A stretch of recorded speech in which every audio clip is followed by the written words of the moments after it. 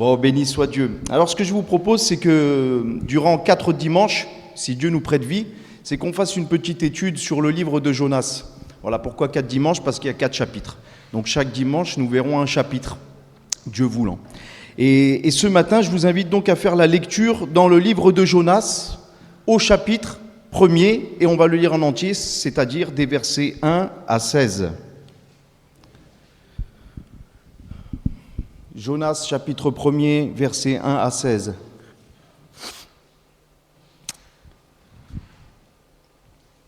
La parole de l'Éternel fut adressée à Jonas, fils d'Amittai, en ces mots. « Lève-toi, va à Ninive, la grande ville, et crie contre elle, car sa méchanceté est montée jusqu'à moi. » Et Jonas se leva pour s'enfuir à Tarsis, loin de la face de l'Éternel. Il descendit à Jaffo et il trouva un navire qui allait à Tarsis. Il paya le prix du transport et s'embarqua pour aller avec les passagers à Tarsis, loin de la face de l'Éternel. Mais l'Éternel fit souffler sur la mer un vent impétueux et il s'éleva sur la mer une grande tempête. Le navire menaçait de faire naufrage. Les mariniers eurent peur, ils implorèrent chacun leur Dieu et ils jetèrent dans la mer les objets qui étaient sur le navire afin de le rendre plus léger. Jonas descendit au fond du navire, se coucha et s'endormit profondément. Le pilote s'approcha de lui et lui dit « Pourquoi dors-tu ? Lève-toi, invoque ton Dieu, peut-être voudra-t-il penser à nous et nous ne périrons pas. » Et ils se dirent l'un à l'autre « Venez et tirons au sort pour savoir qui nous attire ce malheur. » Ils tirèrent au sort et le sort tomba sur Jonas. Alors ils lui dirent « Dis-nous qui nous attire ce malheur, quelles sont tes affaires et d'où viens-tu ? Quel est ton pays et de quel peuple es-tu » Il leur répondit « Je suis hébreu et je crains l'Éternel, le Dieu des cieux qui a fait la mer et la terre. » Ces hommes eurent une grande frayeur et ils lui dirent « Pourquoi as-tu fait cela ?» Car ces hommes savaient qu'ils fuyaient loin de la face de l'Éternel parce qu'il leur avait déclaré. Ils lui dirent « Que te ferons-nous pour que la mer se calme envers nous ?» Car la mer était de plus en plus orageuse. Il leur répondit « Prenez-moi et jetez-moi dans la mer et la mer se calmera envers vous, car je sais que c'est moi qui attire sur vous cette grande tempête. » Ces hommes ramaient pour gagner la terre, mais ils ne le purent, parce que la mer s'agitait toujours plus contre eux. Alors ils invoquèrent l'Éternel et dirent « Ô Éternel, ne nous fais pas périr à cause de la vie de cet homme, et ne nous charge pas du sang innocent, car toi, Éternel, tu fais ce que tu veux. » Puis ils prirent Jonas, ils le jetèrent dans la mer, et la fureur de la mer s'apaisa. Ces hommes furent saisis d'une grande crainte de l'Éternel, et ils offrirent un sacrifice à l'Éternel et firent des vœux. Amen.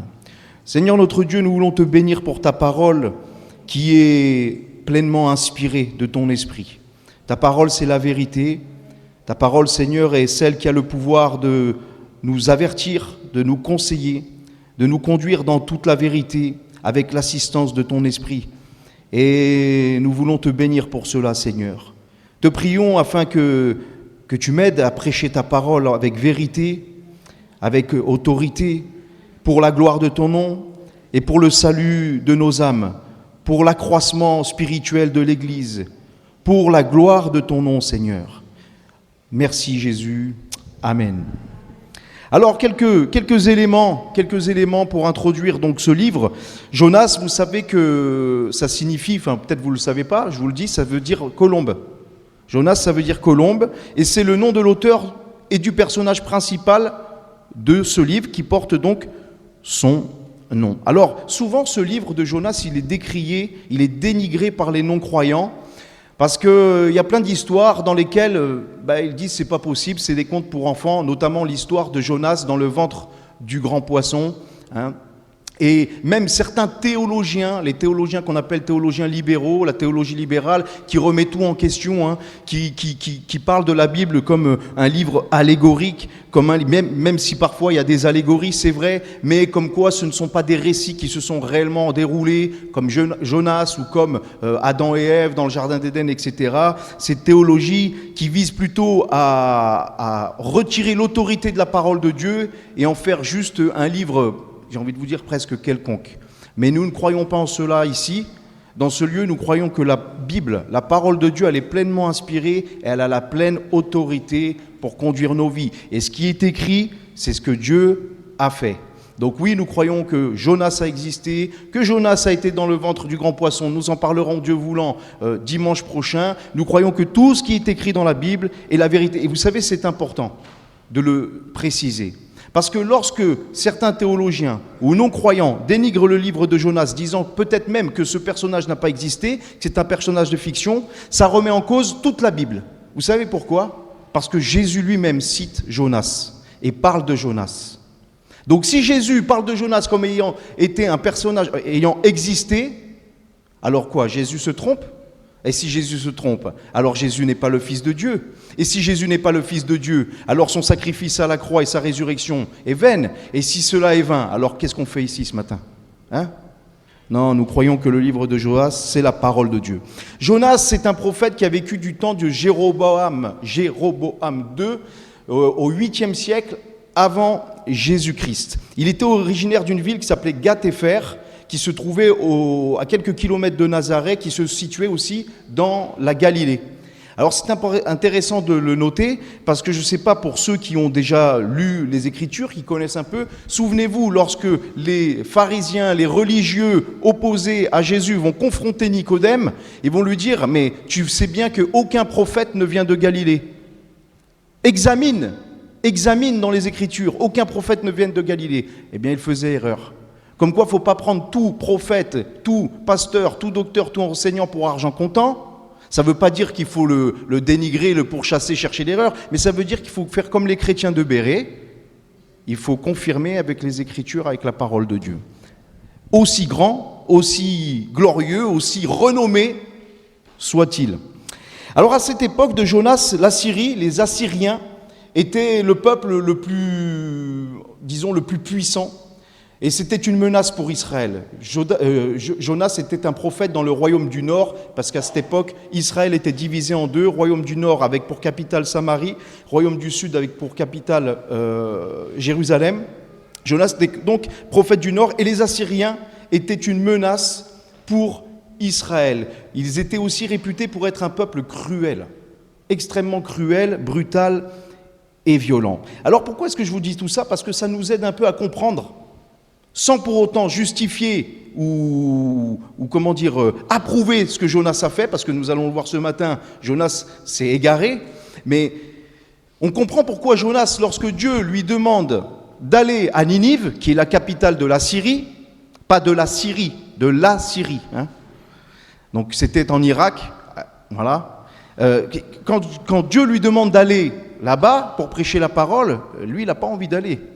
Il n'a pas envie d'apporter une parole pour Ninive. Et puis, Jonas, et on le verra au cours de cette étude, connaît Dieu. Il connaît le cœur de Dieu. Il sait que s'il annonce une prophétie, qu'il annonce une parole de la part de Dieu, c'est pour que les hommes se repentent et se tournent vers le Dieu vivant et vrai. Parce que Dieu ne veut pas la mort du pécheur, mais il veut qu'il vive. Et nous l'avons lu, Dieu veut que tous les hommes soient sauvés et parviennent à la connaissance de la vérité. Et Jonas, il n'a pas trop envie que les Assyriens y soient sauvés, lui. Vous voyez ? Bon. Alors, on va voir au fur et à mesure de cette étude qu'on est quelquefois où on a été, où on sera malheureusement des Jonas. Donc le but, c'est d'être le Jonas dans la repentance, mais pas le Jonas comme nous allons parler ce matin, le prophète récalcitrant, le prophète réfractaire, le prophète rebelle.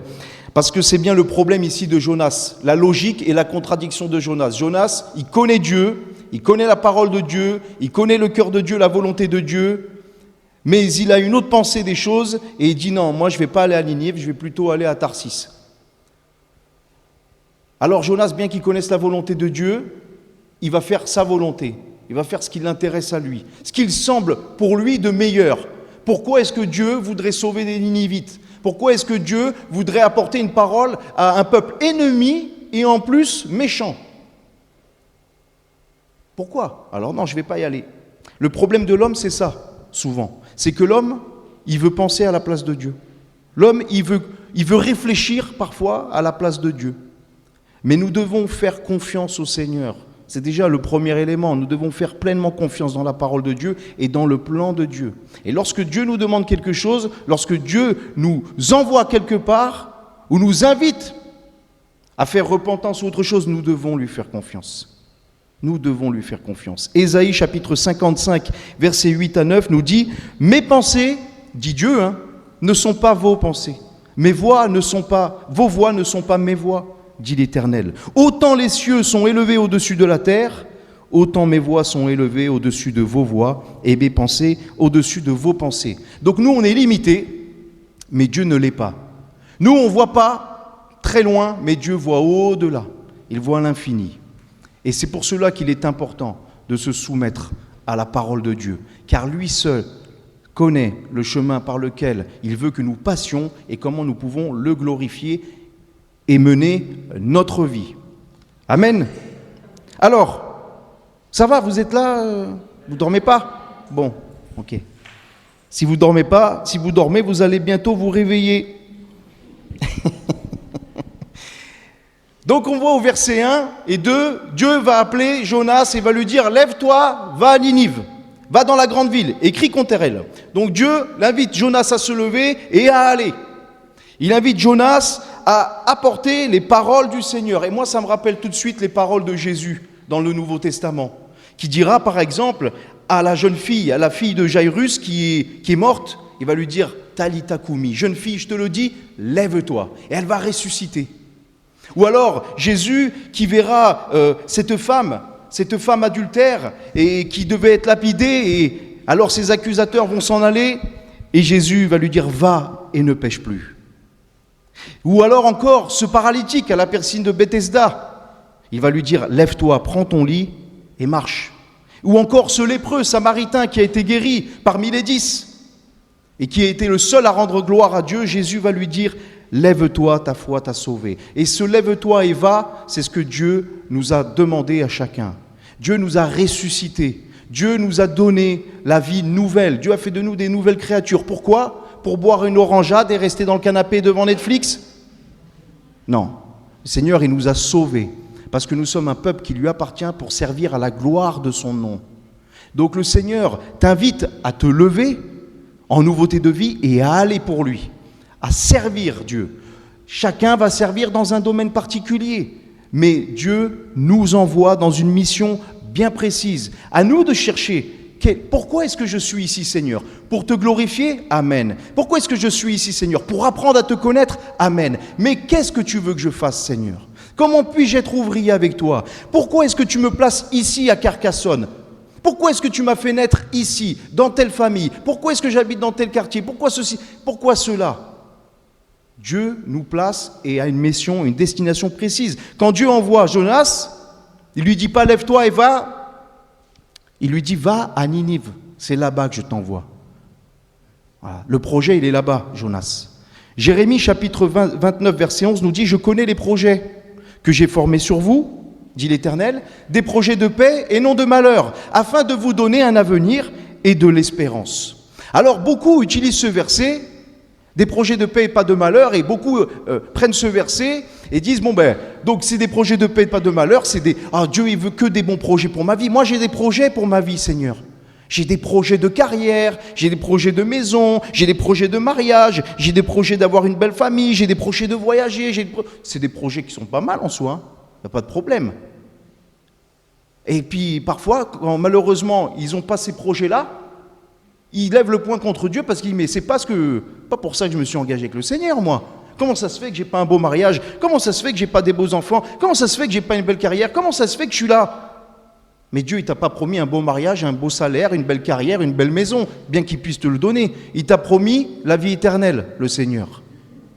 Et c'est cela qui est le plus grand. Le projet déjà, l'avenir de paix et non de malheur, c'est celui-là, de te sauver. Alors si quelqu'un n'est pas sauvé ce matin, je vous invite à vous tourner vers Dieu et à crier à lui et lui demander « Seigneur, fais-moi grâce, ouvre les yeux de mon cœur, ouvre mon entendement, fais-moi plier le genou, Seigneur. » Dieu, il a des projets quand même aussi pour nous ici.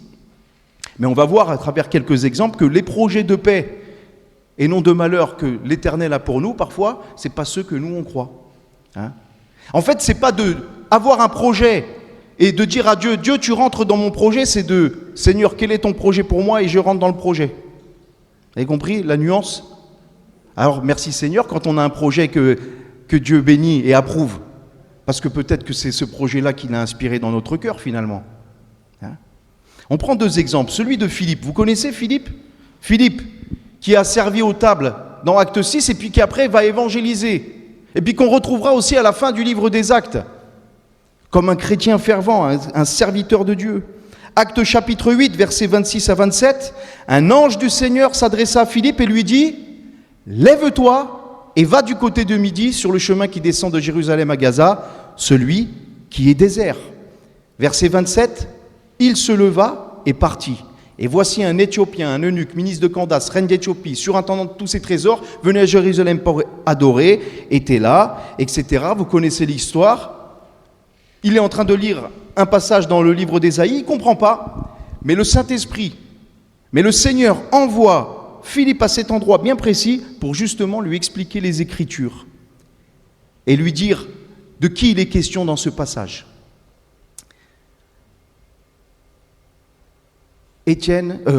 Philippe a obéi à l'ordre de l'Éternel. Il s'est levé et il a été. Et puis on sait qu'un peu plus tard, il s'est approché de ce char. Le Saint-Esprit lui a montré directement, précisément la direction. Dieu est capable encore aujourd'hui et veut encore aujourd'hui nous conduire précisément. Hein? Est-ce que nous croyons à la vie de l'Esprit encore? Donc nous croyons que Dieu peut inspirer nos cœurs et nous conduire précisément dans son projet, dans sa volonté. Saul de Tarse, plus communément connu sous le nom de l'apôtre Paul. Dans Actes chapitre 9, au verset 3, il est dit qu'il était sur le chemin qui s'approchait de Damas, et tout d'un coup, une lumière vient du ciel et resplendit autour de lui. Et il entend cette voix qui lui dit « Saul, Saul, pourquoi me persécutes-tu ?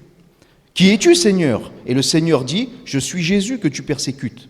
Il te serait dur de regimber contre les aiguillons. » Tremblant et saisi des fois, il dit « Seigneur, que veux-tu que je fasse ?» Et c'est la question que nous devons demander au Seigneur. Qu'est-ce que tu veux que je fasse, Seigneur?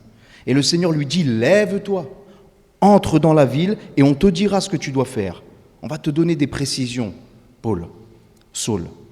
Alors les hommes qui l'accompagnent sont stupéfaits, etc. Ils le relèvent, ils vont à Damas, ils restent aveugles. Et là, au verset 10, il est dit qu'à Damas, il y avait un disciple nommé Ananias. Et le Seigneur va le conduire aussi précisément, il va lui dire dans une vision, parce que Dieu parle tantôt d'une manière, tantôt d'une autre. Il peut nous parler d'une façon audible, il peut nous parler dans une vision, dans un rêve, au travers d'un don spirituel. Et majoritairement, le Seigneur nous parlera au travers de sa parole.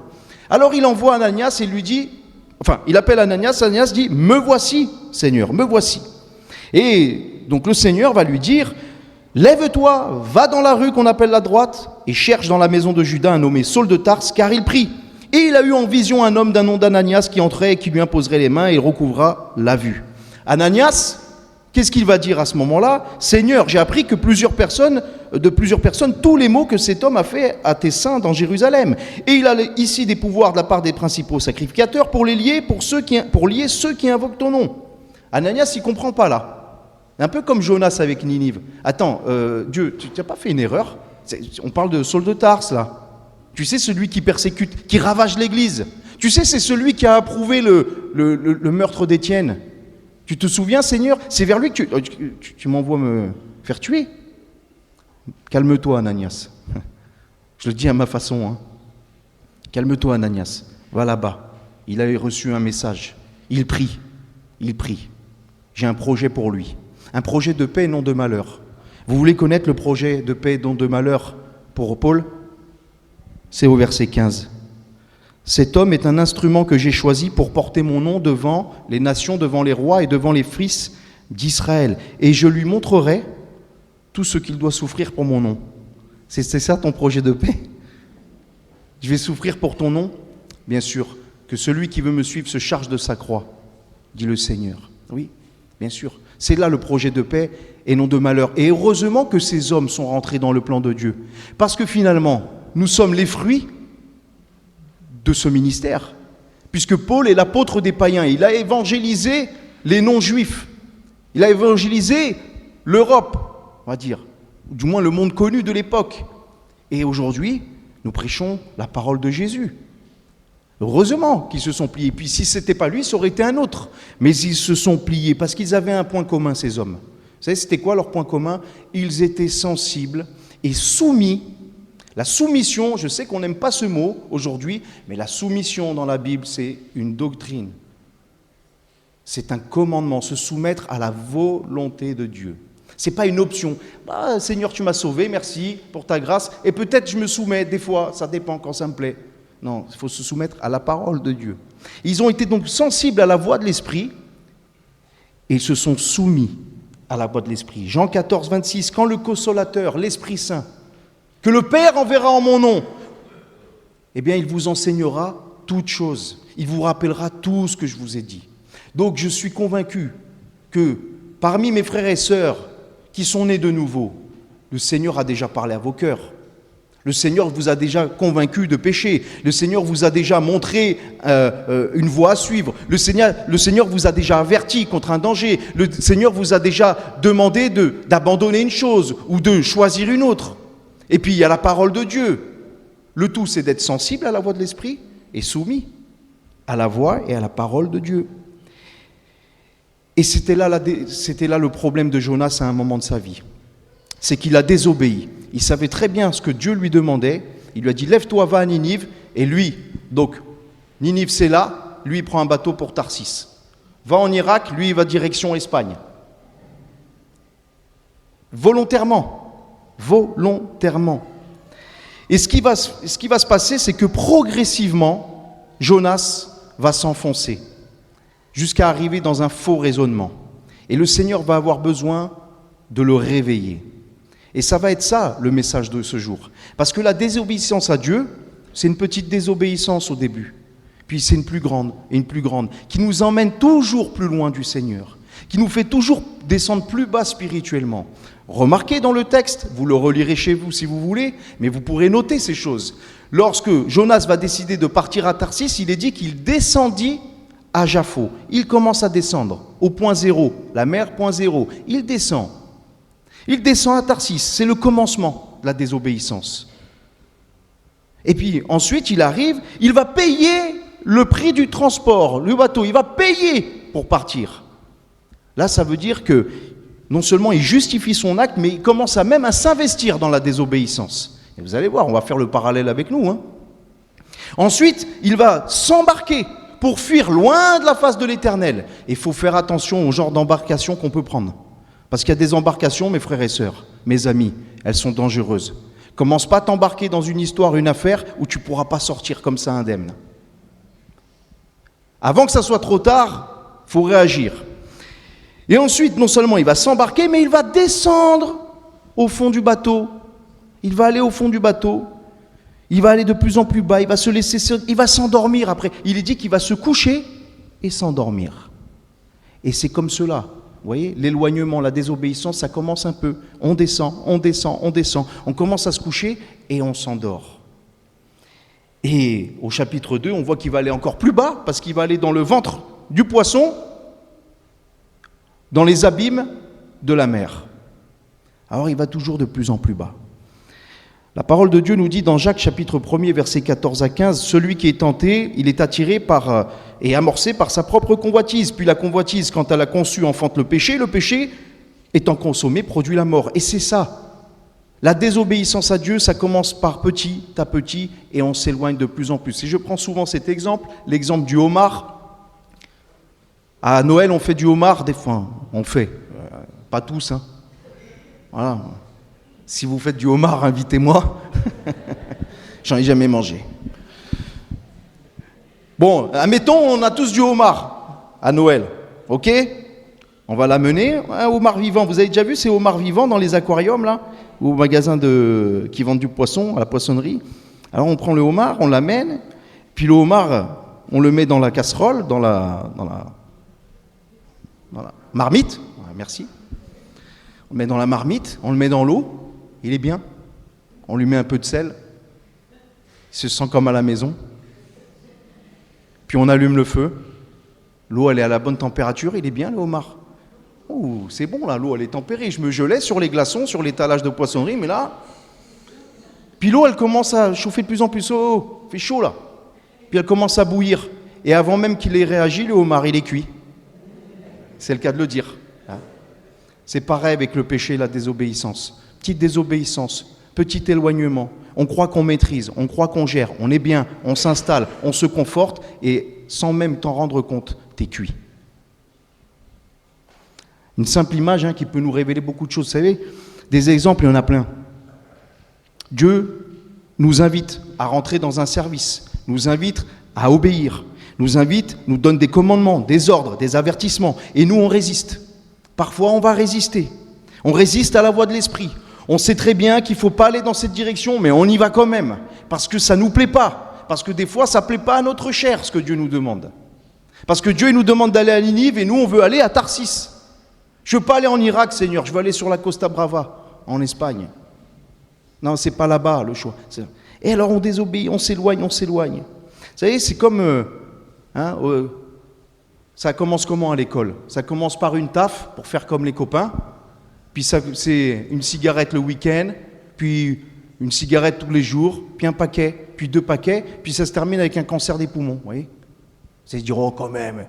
Oui, mais le cancer des poumons à cause de la cigarette, quand c'est le cas, il a commencé par une taf, vous voyez, au début. Même si ce n'est pas parce que quelqu'un a fumé une taf un jour qu'il va avoir tout de suite un cancer des poumons, vous comprenez ce que je veux dire? C'est que ça commence toujours par un petit peu. Ça commence par, oh la secrétaire, elle est gentille, c'est une bonne collègue de travail. On mange ensemble à midi, en toute amitié. Oui, tu veux que je te dépose? Tu veux que je vienne te chercher? Ah, il y a un séminaire, chérie, ce week-end. On part avec la secrétaire parce qu'on doit aller pour l'entreprise, je comprends, boulot, hein. Et puis ça finit comment? Ça finit en tromperie, adultère, divorce, famille brisée, catastrophe. Ça a commencé juste par un regard. Alors que le Saint-Esprit aurait pu parler sûrement. Attention, attention. Vous savez, ça commence toujours par une petite heure supplémentaire.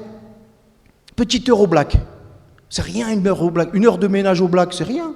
Hein, c'est rien, c'est une petite heure pas déclarée. Ouais, c'est pas mal quand même. 10 euros, 15 euros, 20 euros de l'heure au black. Attends, et si j'en faisais 2, 40 euros? L'essence a augmenté, Seigneur, tu connais toutes choses. Et puis ça commence par un samedi, puis ça commence par un week-end. Puis après, c'est pasteur, je ne viendrai pas ce week-end parce que, vous savez, à l'église, parce que là, j'ai pris un boulot et puis je ne viens pas là dimanche. Et c'est un dimanche par mois, puis c'est 2 dimanches par mois, c'est 3 dimanches par mois. Et au final, tu te retrouves à venir à l'église une fois l'année et tu t'en es même pas rendu compte. Et c'est même tout à fait normal maintenant de rentrer dans ce rythme de vie. Oui, des exemples comme ça, il y en a des centaines. Et vous savez, les marins, qu'est-ce qu'ils ont dit à Jonas quand ils l'ont vu endormi, couché? Ils lui ont dit, mais qu'est-ce que tu fais ici, toi? Et c'est la question qu'on doit se poser des fois. Où j'en suis là? Des fois, on est arrivé dans un point de désobéissance qu'il faut quand même avoir la raison d'esprit de se dire, mais qu'est-ce que je fais là? Ou même c'est le Saint-Esprit qui te dit, qu'est-ce que tu fais ici? Qu'est-ce que tu fais dans ce lieu? Ça vous est déjà arrivé d'être convaincu de péché? D'arriver dans un lieu, vous avez été invité? Moi, ça m'est arrivé, Ça m'est arrivé même en étant dans le ministère, je veux dire.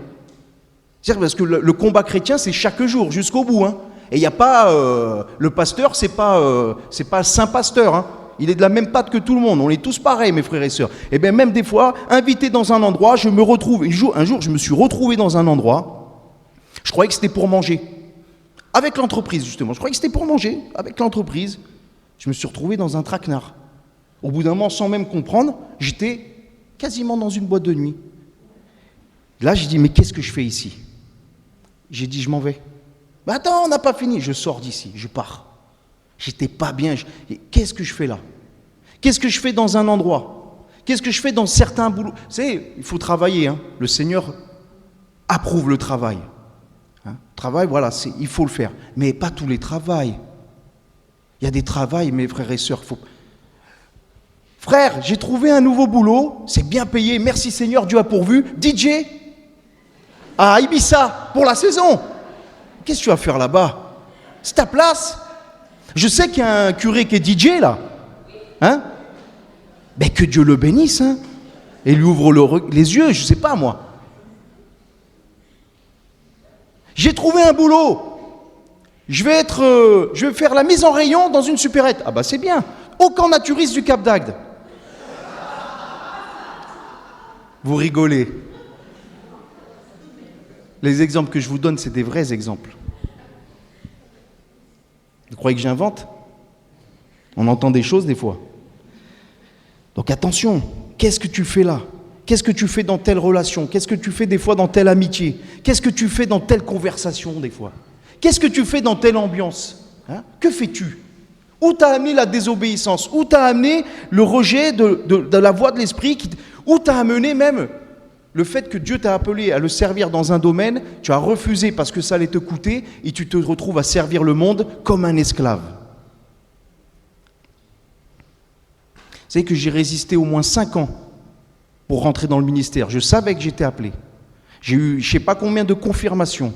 J'ai résisté parce que je ne voulais pas abandonner ce que j'avais. Parce que j'avais. Et j'ai dit non. Ah non, la galère là. Ah non, la galère. À tel point que même la première fois, les frères ils m'ont dit « C'était quoi ton salaire ?» Je leur ai donné mon salaire. Ils m'ont dit « Non, mais en net, pas en brut. » Je fais « Non, je vous ai parlé en net là. » Ah bon?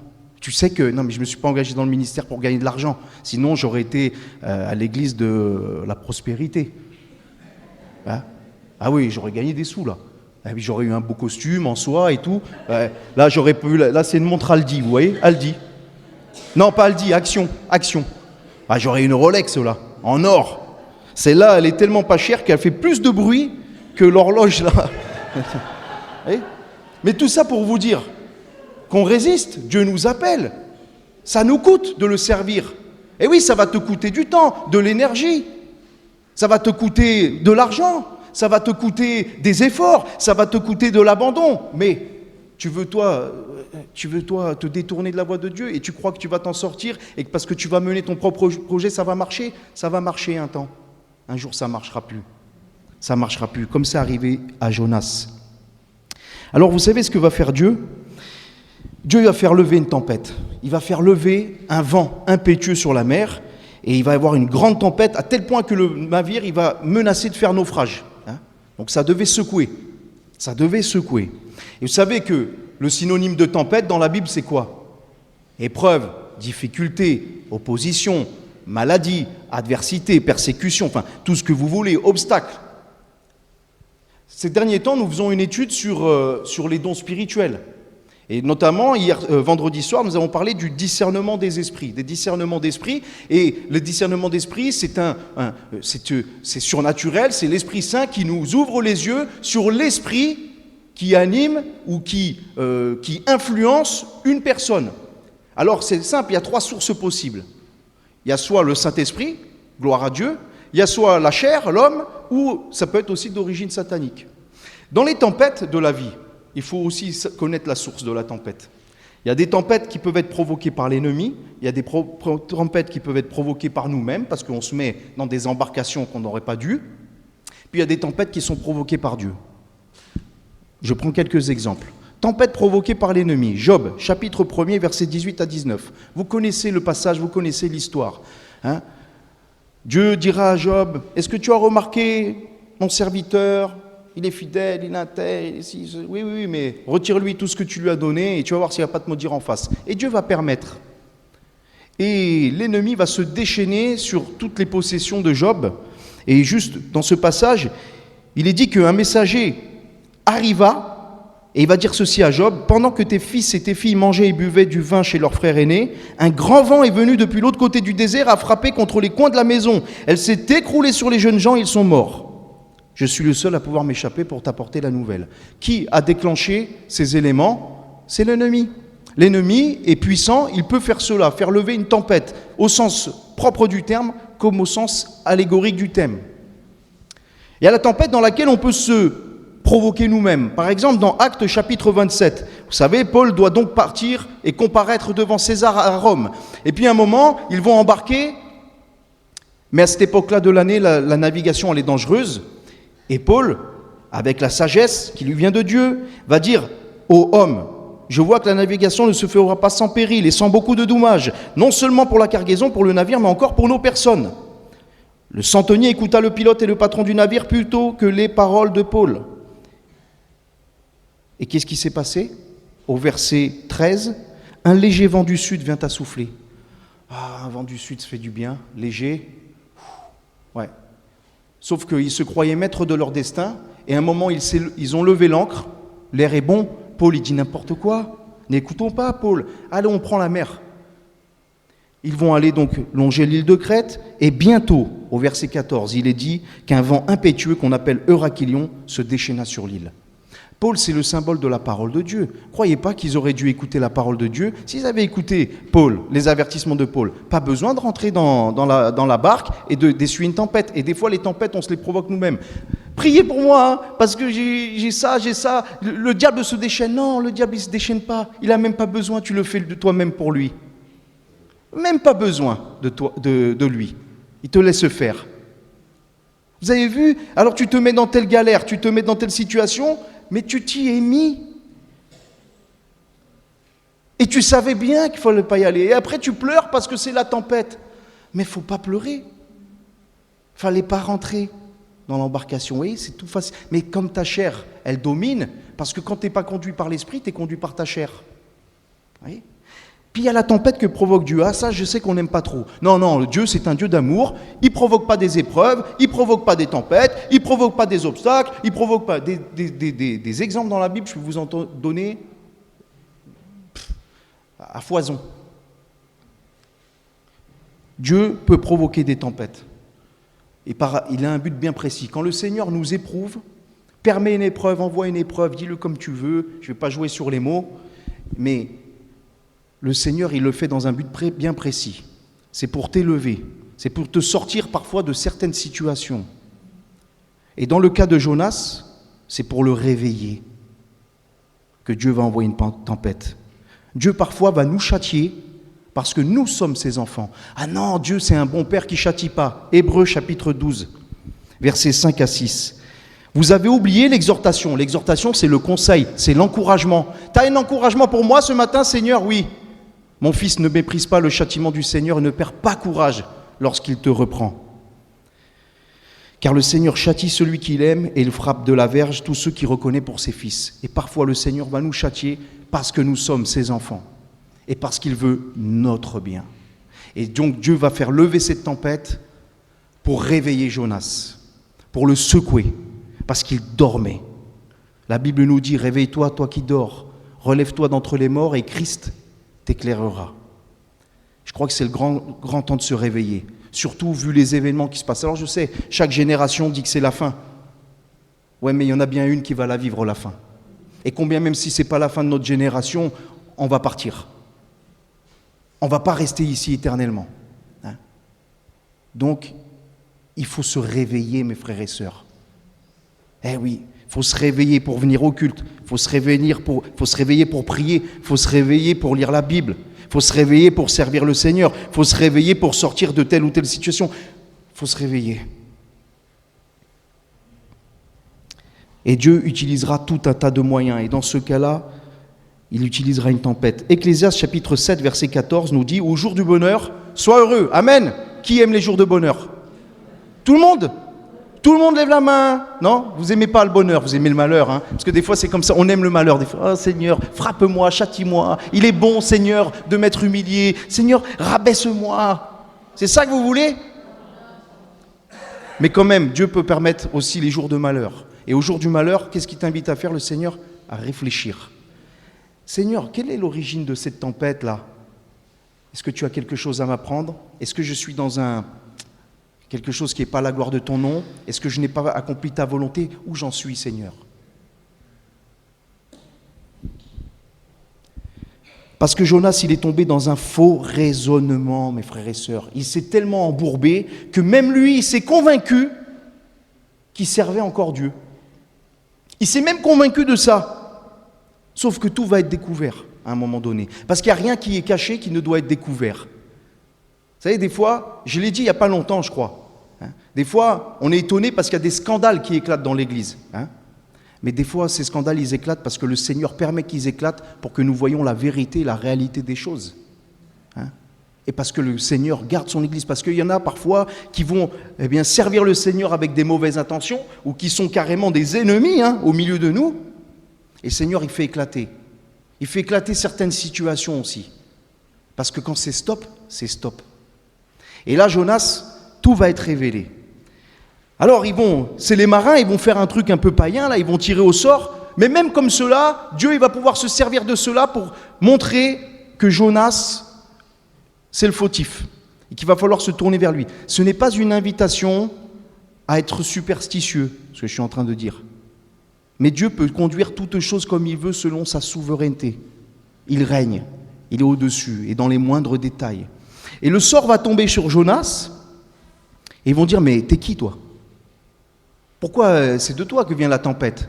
Et lui, qu'est-ce qu'il va répondre ? Je suis hébreu, et je crains l'Éternel. Ah, tu crains l'Éternel, Jonas ?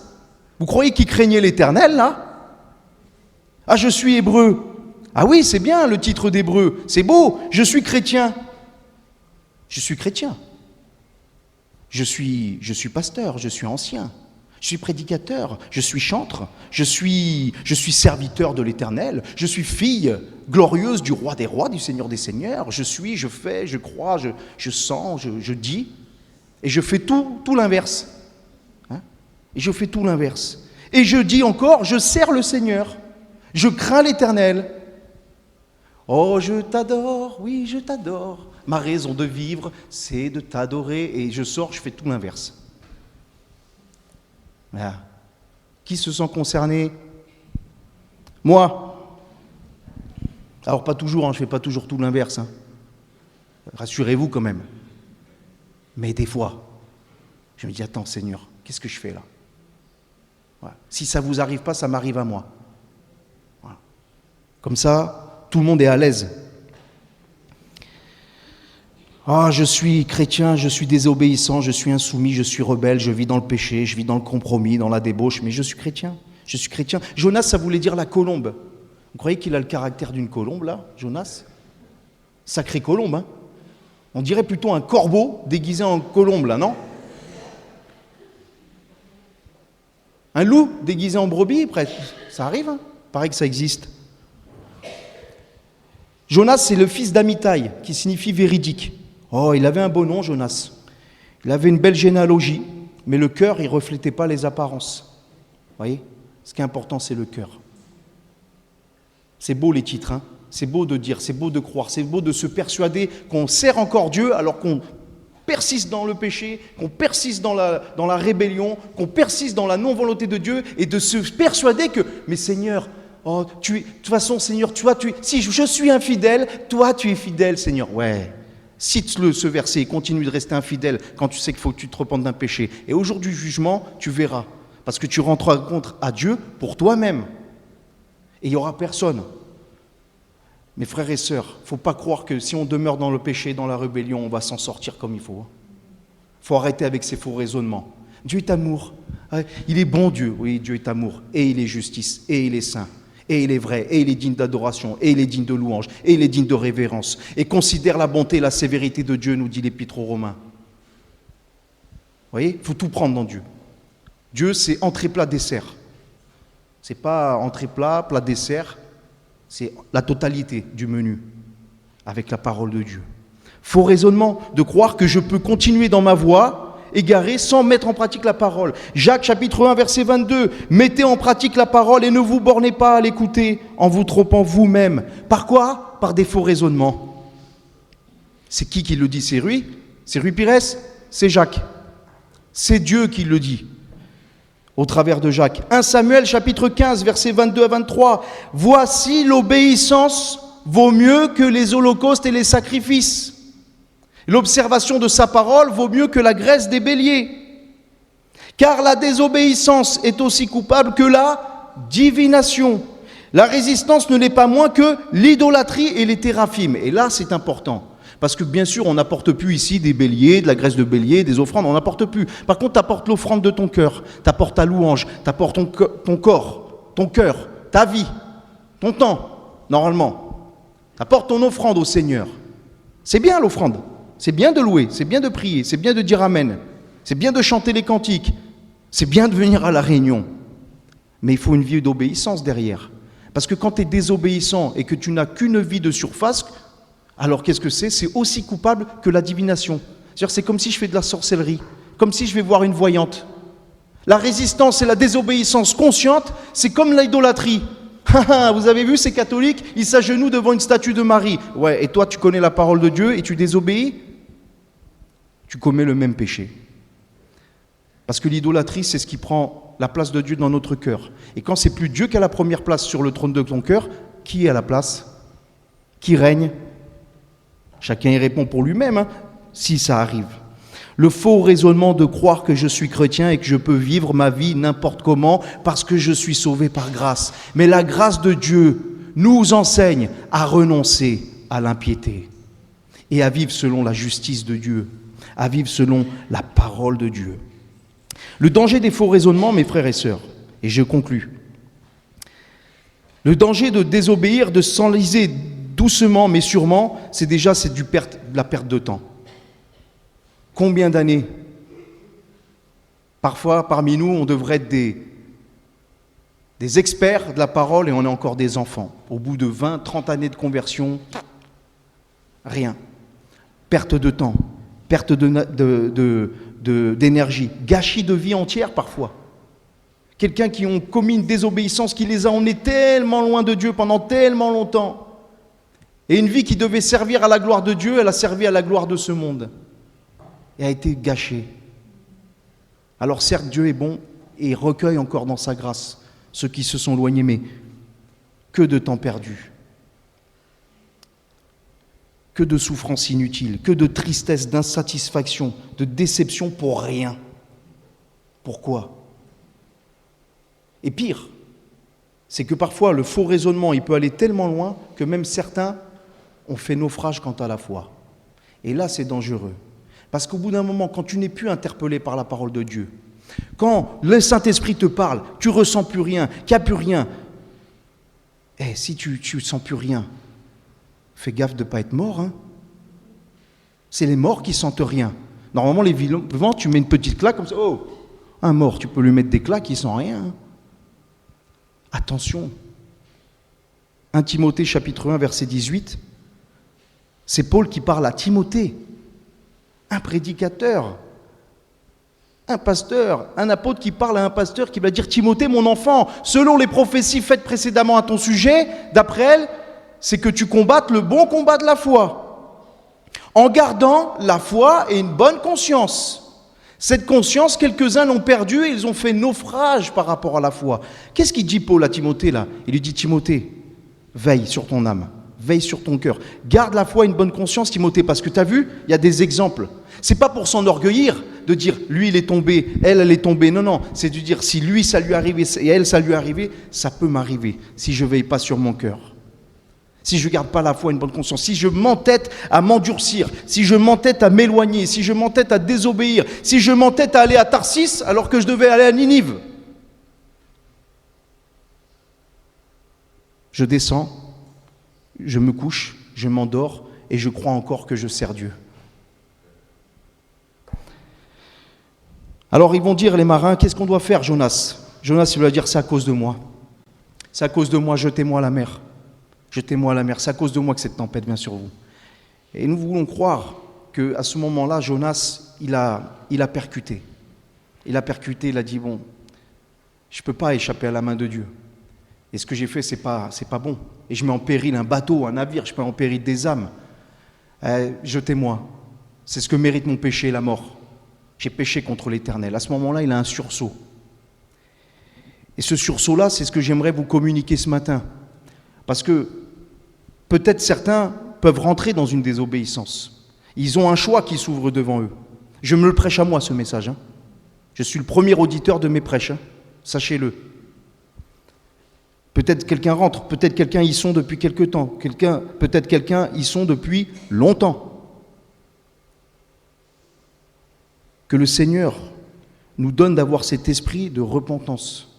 Ce sursaut-là, de dire « Seigneur, mais où j'en étais? J'ai commencé avec toi, je suis sorti des eaux du baptême, je t'ai promis fidélité, j'avais du zèle, je te servais, j'étais là, j'étais partout, je t'aimais, tout était centré sur toi et aujourd'hui, je peux même vivre comme un païen parfois. Qu'est-ce qui a fait que j'en suis arrivé là, Seigneur? Ça a commencé par une petite désobéissance. Un peu, et puis ça va plus en plus loin. Donc c'est un avertissement que l'Esprit de Dieu nous donne. Et c'est d'accepter que Oui, parfois le Seigneur peut faire lever des épreuves, des tempêtes dans nos vies pour nous réveiller, parce qu'il nous aime, le Seigneur, parce qu'il veut nous sortir de parfois des faux raisonnements là, et de nous ramener dans son projet, pas de te laisser dans le tien, de te ramener dans le sien, celui qu'il a pour toi, pour servir à la louange et à la gloire de son nom. Parce que n'oubliez pas, mes frères et sœurs, que vous avez été créés, pourquoi ? Vous avez été créés pourquoi ? Par lui et pour sa gloire. Vous savez, il y a des chants aujourd'hui, j'ai du mal à écouter, où on dit Seigneur, tu as fait toutes les choses pour moi. Oh Seigneur, tout ce que tu as créé, c'est pour moi. Et calme-toi. Non, tout est créé pour sa gloire. Les chants centrés trop sur l'homme, attention. Hein. Oh, tu rêvais, Seigneur, du jour où tu pouvais m'aimer. Tu rêvais de quoi ? Le Seigneur, il rêve maintenant ? C'est un rêveur, le Seigneur ? Il ne rêve pas, le Seigneur. On a été créés, on a été sauvés pour servir à la louange, à la gloire de son nom. N'oublie jamais ce but. Parce que sinon, tu as raté. Donc, à nous de faire le choix de ne pas s'embarquer dans n'importe quoi, ou peut-être de sortir du bateau, de sortir de la cale, et de se tourner vers Dieu et de rentrer dans ses plans, se soumettre à sa volonté, que le Seigneur nous aide. Amen.